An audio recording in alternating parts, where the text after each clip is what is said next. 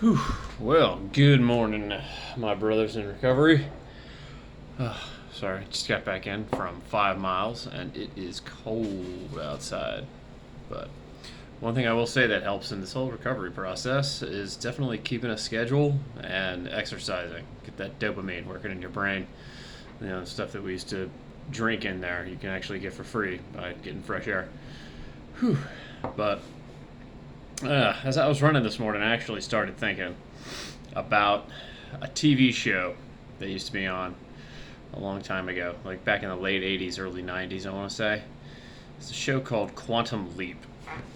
And if you've never seen the show, essentially it was about there was a scientist guy who, when one of his experiments, it goes wrong and he gets sent back in time.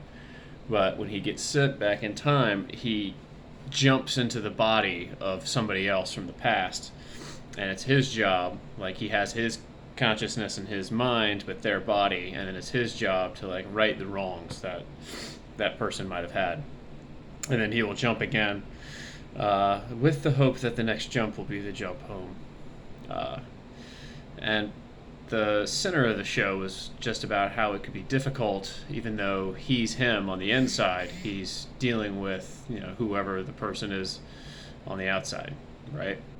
So he would jump into, like, I want to say he jumped into like a Klan member at one point, and then he jumped into like an elderly black woman during the civil rights movement, stuff like that. So just thinking about that show and going through recovery, it's a lot like a lot of us probably feel the same way.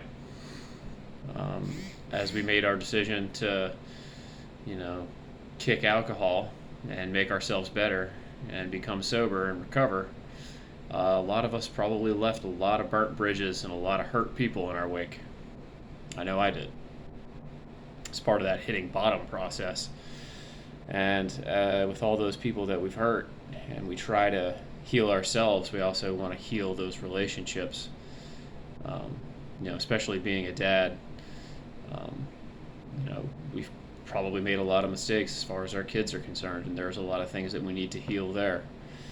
And even though we feel different as we're now becoming sober and we're making ourselves better, and through our higher power becoming better people day by day, everyone still sees that outside. And for a lot of us, that's years of that person on the outside who was drunk and in their disease hurting them. And it's really hard to see past that, especially when that hurt is from people who, in a lot of cases, probably really loved you. So it can be frustrating. It can be frustrating because we don't feel like we're that person anymore. Like, we know that we've changed. We know that we're different. At the same time, though, it can be difficult even to look in the mirror at times.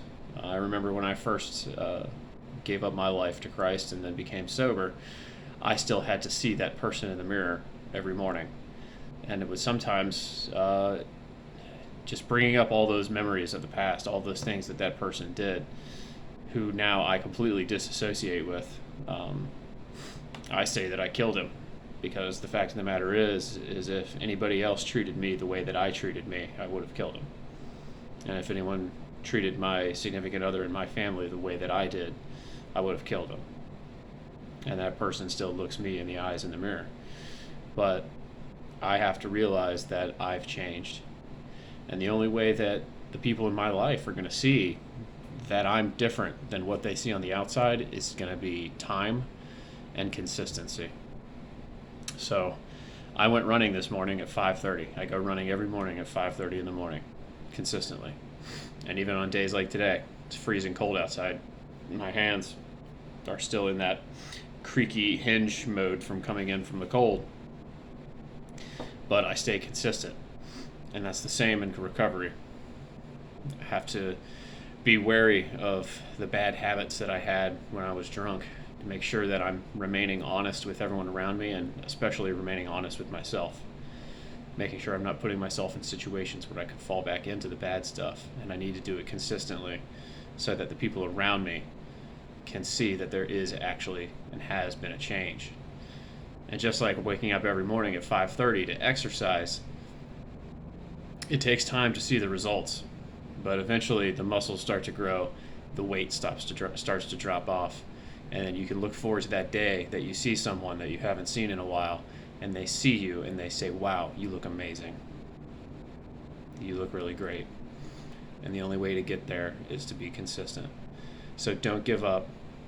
Just know, if you keep trying, you keep going at it, you keep being the best version of you, and you're consistent, eventually those people are going to see the Dr. Sam Beckett that's inside of your quantum leap body.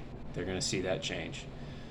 And also take to heart that God always knows who you are on the inside. All right, y'all. Well, I hope that helps for this morning. Hope you all have an awesome day. And remember, it's dangerous to go alone.